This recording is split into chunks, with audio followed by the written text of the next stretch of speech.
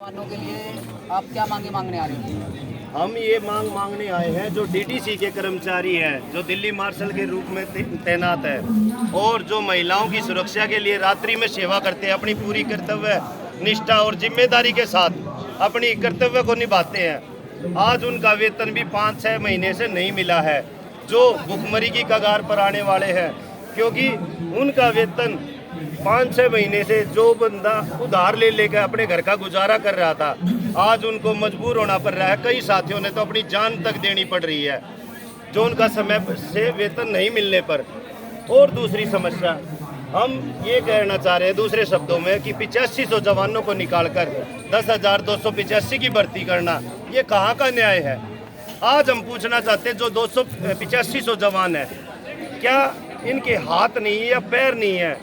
जो भी ये एक्सपीरियंस है और इनको काफ़ी अनुभव हो गया है इतने साल का, जो काम करते करते हैं, और एक जगह आप इनको निकाल कर दूसरे फ्रेश भर्ती कर रहे हो, जिनको काम सिखाना पड़ेगा, एक किस्म की ट्रेनिंग देनी पड़ेगी आपको, हथियार की भी ट्रेनिंग देनी पड़ेगी आपको, उसको थानों का काम भी उनमें जाके सीखना पड़ेगा, उनको टाइम लगेगा।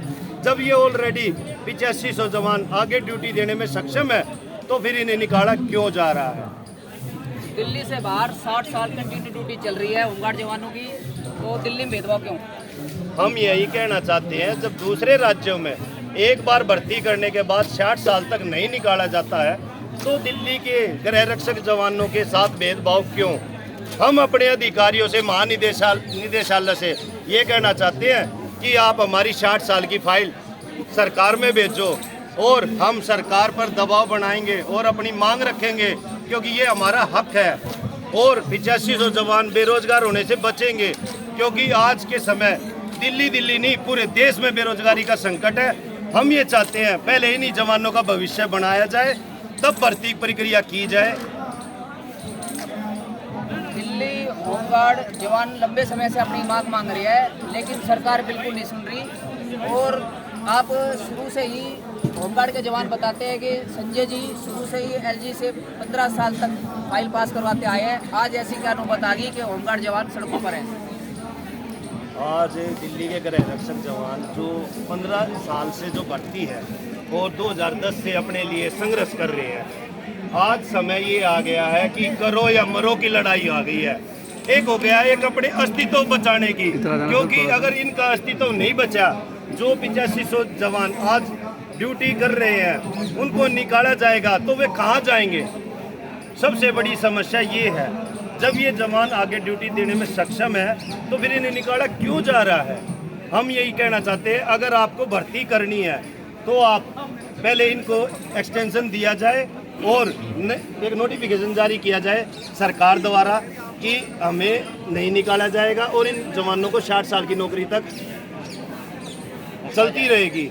60 साल कंटिन्यू ड्यूटी आपकी होमगार्ड जवानों की चलती रहेगी और 2014 से आज तक संघर्ष करते आ रहे हैं। हमें तो एक खैरात में कभी 1 साल दे दिया जाता है, कभी 2 साल दे दिया जाता है। तो हम ये चाहते हैं कभी 6 महीने, अब तो ये टुकड़ों में देने लग गए कि 3 महीने। अरे डिपार्टमेंट है क्या है?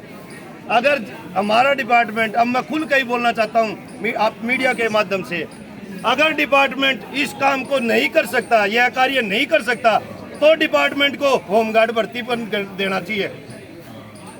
होमगार्ड डिपार्टमेंट बंद करना देना चाहिए। होमगार्ड जवान कह रहे हैं अगर ये आपका नाम है किसी की लाइफ खराब कर रहे हो तो इस डिपार्टमेंट को बिल्कुल बंद कर दिया जाए, यही कहना चाहते हैं? हम ये कहना चाहते हैं, जब 2009 में जो भर्ती हुए थे, 3 साल के लिए किया था, आपने अपनी आवश्यकता के अनुसार इनका जब ज़रूरत थी हमारे महानिदेशालय को, डिपार्टमेंट को, कि भाई इनकी आवश्यकता है कि भाई इनको अभी 6 महीने के लिए और रखा जाए, 2 साल के लिए और रखा जाए, जब आपने अपनी आवश्यकताओं को पूरा किया, आज हमारा समय है, जब हमें ज़रूरत है तो आप इनको बाहर निकाल रहे हैं।